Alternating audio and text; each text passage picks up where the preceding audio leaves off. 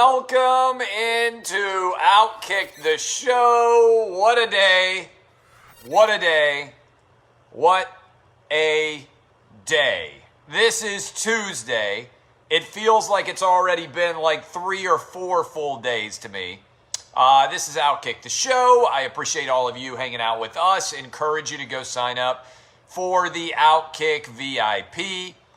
If you love Outkick, and I know many of you do because I see the site traffic and because I see the number of you who listen to our show, we were up monstrously on every possible level for Outkick. The website, the radio show, video views, and as we enter September, I want to say thank you for all of the support that you are giving to Outkick and ask you want to go buy t-shirts? We tripled the amount of gear we've ever sold before in a month in August.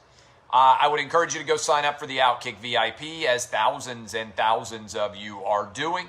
Go to Outkick.com, sign up for the VIP, and you'll get an autographed copy of my book. You will also get the ability to comment on all of our articles, call into the show, and also get access to a message board, live events, exclusive Zoom calls with myself and Jason Whitlock, and there is a ton to run through. I cannot wait to get rolling.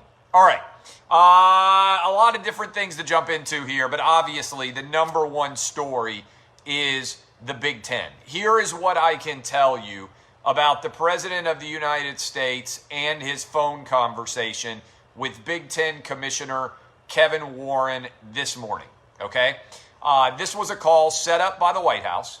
It lasted about 15 or 20 minutes this morning between Donald Trump and the Commissioner of the Big Ten, Kevin Warren. Kevin Warren has now made it clear that he wants to play a football season, and he's doing everything in his power to try to make it possible. And as a part of that, they are exploring what the government can do to help the Big Ten get back into fall athletics, not just football, but back to fall athletics in general. There are many moving parts here. Ultimately, if you are a Big Ten fan and you are watching this right now, the people that you need to be exerting political pressure on are the presidents and chancellors who voted against allowing fall sports to happen, okay? 11-3, we now know, was the final vote. Nebraska, Iowa, and Ohio State are the only 3 schools that voted against canceling the fall college football season. So if you are a fan of one of those other 11 schools, in particular, let me give you some examples. If you're a fan of Penn State, I think it's fair to ask the president of Penn State, wait a minute, why can Pitt play? Why can Temple play? Why can the Eagles play? Why can the Steelers play? Why can high school all play in the state of Pennsylvania, but we cannot play? I think that's a fair question. If you are in the state of Indiana, I think it's fair to ask Purdue and Indiana, wait a minute, why in the world can Purdue and Indiana not play, but Notre Dame not only can play, but they can have fans present in the state of Indiana? I think it's fair to ask why in Ohio can high school kids play, can the Browns, the Bengals, and the University of Cincinnati play, but Ohio State cannot? I think it's fair to ask all those questions. Why in Wisconsin can the Green Bay Packers play, but the Wisconsin Badgers cannot? Why is that occurring? Why in Minnesota can the Minnesota Vikings play, but the University of Minnesota cannot? Again, if those players choose to play, I think they should have the right to actually play. Now, I would have never believed that your boy here was going to become the biggest advocate for the Big Ten in the history of the conference in the media. But that's what 2020 does. It creates unexpected outcomes. And frankly, I don't want to allow the Coronabros in sports media to be able to go out and try to cancel the Big Ten, because I know what it's like to be a fan. I know what it's like to be a parent of an athlete now. I know what it's like to be a mediocre athlete. And I don't believe that there should be a situation where the Big Ten presidents and chancellors are taking away the right of individual athletes to decide whether or not they can play. So, the latest report that is out there is from Dan Patrick. I like Dan Patrick. I like the Danettes. We have a good relationship. Dan Patrick was the one who reported a 12-2 vote. Now the Big Ten says it was 11-3 to cancel the season, and basically told you the days in which the cancellation were going to occur. Now Dan Patrick says that the Big Ten, at least part of it, the same source is telling him that they are targeting an October 10th return to play. An October 10th return to play for the Big Ten. What I can tell you is that there is the hope that Kevin Warren and other athletic directors, coaches, everybody else, that they can put together a plan that passes safety protocols, that it can be signed off on, and that they can play a fall football season. Whether or not it will happen will ultimately come down to the decisions of the Big Ten presidents and chancellors. Okay? Now, 60% of the Big Ten's presidents and chancellors need to support that in order for it to occur. That would mean 6, I believe I'm correct in this, 9 at least would have to vote for it, meaning you would have to add 6 more presidents and chancellors. 6 more presidents and chancellors would have to change their vote, right? Somebody do the math with me. It would need to be 9 out of 14. So you would need to get 6 more additional to change their mind. Nebraska, Iowa, and Ohio State are all in favor of playing already. I would think if you live in the state of Indiana, there should be a lot of pressure on IU and on Purdue to change their mind solely based on the fact that Notre Dame is playing locally. I would think if you live in the state of Pennsylvania, there should be a lot of pressure on Pennsylvania to change their decision. That's 3 right there. Then you go to Michigan and Michigan State and Minnesota, and to Wisconsin. That seems like it could be moving in that direction. I don't agree with football being political. And I want to give credit here. Both Kevin Warren and Donald Trump were explicit in the fact that they did not view this as a partisan political issue. I don't know what Kevin Warren's politics are. We obviously know that Donald Trump is the president, but this is about not making football a partisan issue.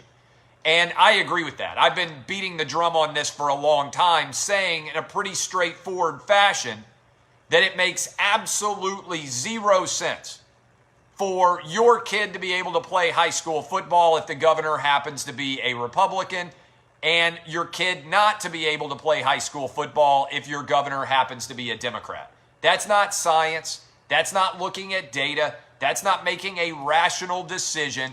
All of this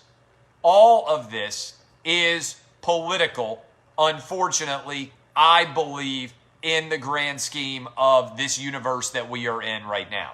And so, if the Big Ten actually looks at the data, they should come to the same decision the ACC, the SEC, and the Big 12 made, which is we need to play, and we need to play in the fall. I want to reiterate again, to me, it's either the fall or nothing.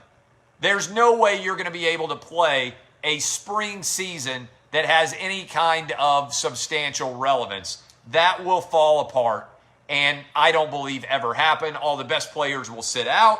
There are major issues associated with this. So I believe there is a lot more momentum for a fall football season today than there was yesterday or last week. This is the decision that makes the most sense. The Big Ten needs to get back out on the field, and they need to play this fall. And it should not be a political related issue. I don't see, and some of you are like, oh, this is politics. This is all politics. I don't see how making a decision to play something that happens every fall is political in any way. Sports playing should not be a political decision. The science supports it beyond a shadow of a doubt. And this is destroying the Big Ten brand. So you need 6 presidents or chancellors to change their mind. Let me give you a Rona update. For all the Coronabros out there, it's rough time for Coronabros. Yesterday, 4.48% positive on 680,000 tests nationwide. The coronavirus is declining in a hurry. Only 358 COVID deaths. And I'm putting it in quotation marks because after the CDC report, we don't even know how many people are dying with COVID versus dying of COVID. That's a big difference. Regardless, 358 COVID deaths nationwide is hardly any at all right? So 4.48% positive, hospitalizations down by half, collapsing all over the place. And by the way, let me say this. Facebook censored our story that linked to the CDC report. I've never seen anything like this. Our story was directly based on the Centers for Disease and Control website. After being up for 2 days, Facebook came in and said, oh, this article is not, contains falsehoods. That's not true at all. We directly linked and reported in my piece exactly what was on the CDC website. We have disputed with Facebook the fact that they have created or found anything at all that is inappropriate in our article.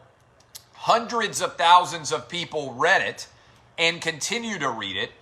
And I think Facebook swung and missed in a big way in the way that they tried to regulate our story, which directly links to the CDC website. It's disappointing. And it's also potentially a major issue if somebody wants to actually investigate it. I would stand by every word that I wrote in that story. The facts are correct.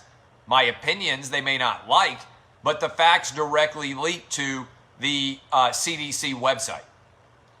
So this is, I think, a big story, and it is worth investigating in many ways. All right, a couple of different things. The SEC schedule is now out.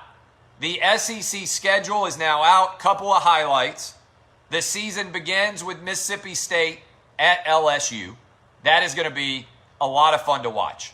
Mike Leach back in the catbird seat on the road against the defending national champion LSU Tigers. That is a heck of a CBS kickoff game, at least from my perspective.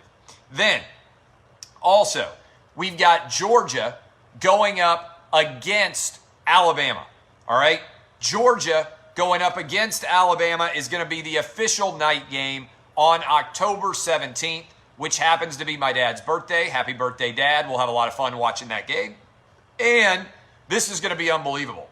On November 14th at 6 o'clock, Alabama at LSU is planned.